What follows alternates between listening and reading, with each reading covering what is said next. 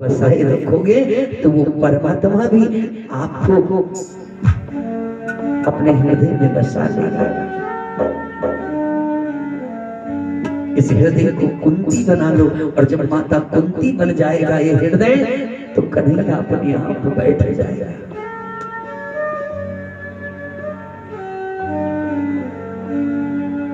अश्वत्थामा ने देखा दुर्योधन को रोते हुए, हे मित्र तुम इस प्रकार से मुग्धकंठ होकर क्यों रो रहे हो, और रोने का कारण क्या है मुझे बताओ। दुर्योधन ने कहा, मित्र कौरव 100 भाई थे और मेरे 99 भाई इस युद्ध में मार दिए गए हैं। अकेला मैं बचा हूं और मुझे भी मृत्यु आनी ही आनी है, ये निश्चित है। लेकिन पांडव केवल 5 थे और उन 5 पांडवों में से एक की भी मृत्यु नहीं हुई इस युद्ध में। अगर उन 5 में से एक की भी मृत्यु हो जाती तो मेरी आत्मा को इतना कष्ट, इतनी पीड़ा नहीं होती। दुख केवल यही है कि 5 पांडवों में से एक की भी मृत्यु नहीं हुई। और 5 पांडवों की मृत्यु हो भी कैसे सकती थी? क्यों? क्योंकि जिनके जीवन की डोर उस परमात्मा के हाथ में है कि जा पर कृपा राम की होई, ता पर कृपा करे सब कोई। जिस पर मेरे राम की कृपा हो, कृष्ण की कृपा हो, देवादिदेव महादेव की कृपा हो, उसका बाल मांगा कोई नहीं कर सकता। महाराज अश्वत्थामा ने वचन दे दिया, प्रतिज्ञा कर दी कि सूर्य उदय होने से पहले मैं 5 पांडवों के शीश लाकर तुम्हारे चरणों में रख दूंगा। प्रतिज्ञा करी। भगवान सब कुछ जानते थे। सोचा अश्वत्थामा ने प्रतिज्ञा करी है, कोई ना कोई अनर्थ जरूर करेगा। 5 पांडवों को उठाया, भगवान लेकर अपने संग जंगल की ओर चले गए। पांडवों के आसन पर द्रौपदी मैया के 5 पुत्र विराजमान हो गए, सो गए। और अश्वत्थामा हाथ में तलवार लेकर आया और द्रौपदी मैया के 5 पुत्रों के शीश काट कर लेकर चला गया।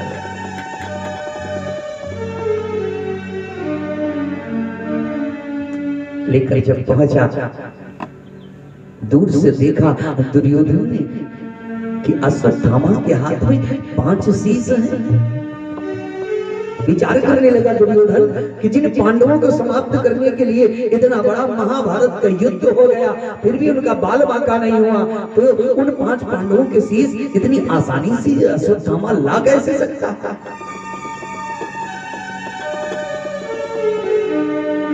सूर्य नारायण भगवान जब उदय हुए, देखा रोशनी में द्रौपदी मैया के 5 पुत्र। दुर्योधन तड़प उठा कि अरे नीच, ये तूने कैसा अनर्थ कर दिया।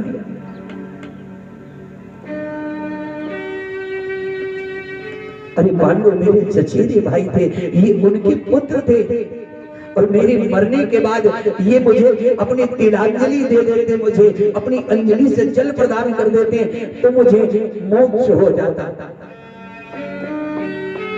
लेकिन तूने तो तिलांजलि देने वाली को ही समाप्त कर दिया। अश्वत्थामा लज्जित हो गया, डर के मारे अश्वत्थामा जाकर जल में छिप कर बैठ गया। इधर द्रौपदी मैया ने जब शिविर में देखा तो रक्त की धारा हर ओर बह रही है, 5 पुत्रों के धड़ पड़े हैं, शीश एक भी नहीं।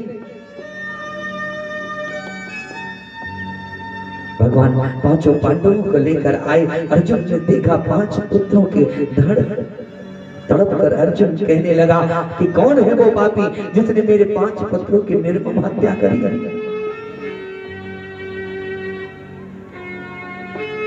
मैं उसे प्राण दंड दूंगा। भगवान तो सब जानते थे। भगवान अर्जुन को लेकर अश्वत्थामा के पास पहुंचे, जहां जल में छिप कर अश्वत्थामा बैठा था। अर्जुन ने ललकारा, अश्वत्थामा जल से बाहर आया, युद्ध प्रारंभ हो गया। अश्वत्थामा ने ब्रह्म शक्ति चलाई, अर्जुन ने ब्रह्म शक्ति चलाई। भगवान कन्हैया ने कहा अर्जुन से कि अर्जुन, अगर दोनों ब्रह्म शक्ति आपस में टकराई तो इस पृथ्वी का नाश हो जाएगा। अर्जुन ने मंत्रों की शक्ति से दोनों ब्रह्म शक्तियों को अपने ही पास पुनः धारण करा। अश्वत्थामा को रस्सियों में बांधकर लेकर पहुंचे, द्रौपदी मैया के चरणों में डाल दिया। अर्जुन कहने लगे कि द्रौपदी बताओ उसे क्या दंड दिया जाए, इसीलिए हमारे पुत्रों की निर्मम हत्या करी है। द्रौपदी मैया ने जब देखा अश्वत्थामा को, द्रौपदी मैया हाथ जोड़कर अर्जुन से कहने लगी कि स्वामी, आप ये किसको ले आए हो? क्या आप जानते नहीं हो ये आपके गुरुदेव का पुत्र है, गुरु द्रोणाचार्य का पुत्र है। और शास्त्र कहता है कि यदि गुरु ना रहे तो गुरु के पुत्र को ही अपना गुरु मानना चाहिए। और ये अपनी माँ का एक लौता पुत्र है। अर्जुन ने कहा लेकिन द्रौपदी इसने हमारे 5 पुत्रों की निर्मम हत्या करी है। द्रौपदी मैया ने कहा स्वामी, लेकिन मेरे 5 पति अभी भी जीवित हैं, मैं उनके सहारे अपना जीवन काट लूंगी, लेकिन ये अपनी माँ का एक लौता पुत्र है और इसकी माँ का और कोई सहारा भी नहीं है, छोड़ दो इसे। धर्मराज युधिष्ठिर ने भी द्रौपदी मैया की इस बात की सहमति जताई। द्रौपदी तो ठीक कहती है। अर्जुन ने सोचा कन्हैया से पूछो कृष्ण क्या कहता है। भगवान मंद मंद मुस्कुरा रहे थे। अर्जुन पहुंचे, हे कन्हैया, हे केशव, ये द्वारकाधीश, बताओ अश्वत्थामा का क्या करना है, क्या करो, क्या दंड तुमसे? भगवान ने बड़ी सुंदर बात कही कि ब्रह्म बंधुर्नहं तव्ययि आतताई बधारणा। हे अर्जुन, ब्रह्म बंधुर्नहं तव्ययि, कि ब्राह्मण कितना भी पतित क्यों ना हो जाए उसे जान से कभी नहीं मारना चाहिए, और यदि जान से मारोगे तो ब्रह्म हत्या का दोष लग जाएगा। और आतताई बधारणा, आतताई को कभी छोड़ना नहीं चाहिए, और ये ब्राह्मण भी है और आतताई भी है। क्या करना है अब तुम विचार करो। अर्जुन ने सोचा बेकार है, पूछ लिया कृष्ण से। और ये 3 जगह से टेढ़ा खड़ा होकर बंसी बजाने वाला, ये सीधी बात करना जानता ही नहीं। इसके सारे काम बड़े टेढ़े हैं, बड़े टेढ़े हैं। आया भी तो आधी रात को और दिन में आ जाता। बैठता है, मुरली रखता है, वो भी टेढ़ी, सर पर मुकुट वो भी टेढ़ा। इस टेढ़े के सारे काम बड़े टेढ़े हैं, लेकिन इस टेढ़े की एक बड़ी प्यारी है। बोले क्या? कहा मुस्कान। लोगों ने कहा है कि तेरी मंद मंद मुस्कानिया पे, और तेरी मंद मंद मुस्कानिया पे बलिहार सांवरे, बलिहार सांवरे। तेरी मंद मंद मुस्कानिया पे, तेरी मंद मंद मुस्कानिया पे बलिहार सांवरे, बलिहार सांवरे।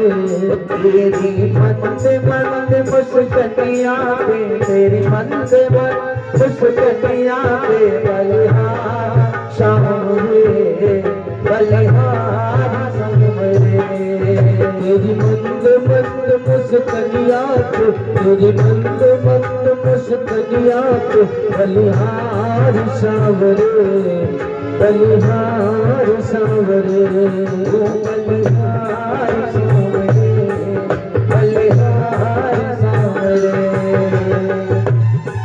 भाव से सभी बच्चे तालियों से सेवा करते हैं। जय हो।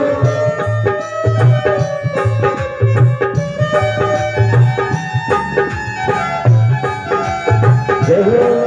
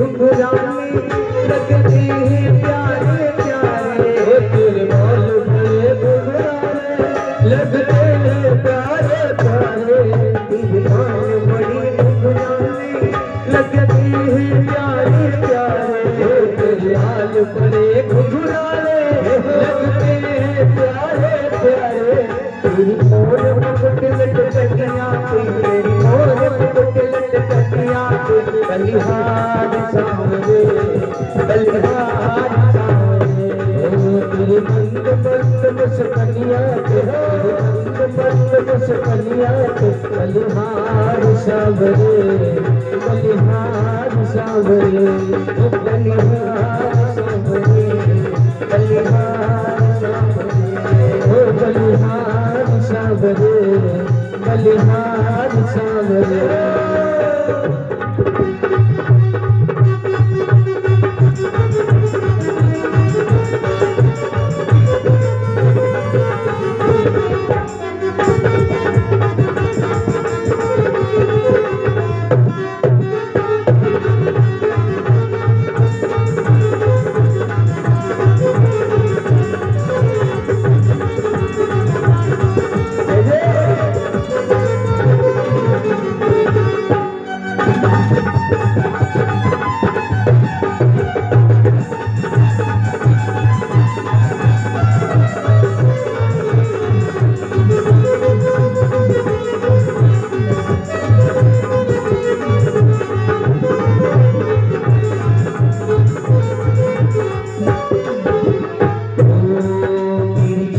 बड़ी मत वाली लगती है प्यार।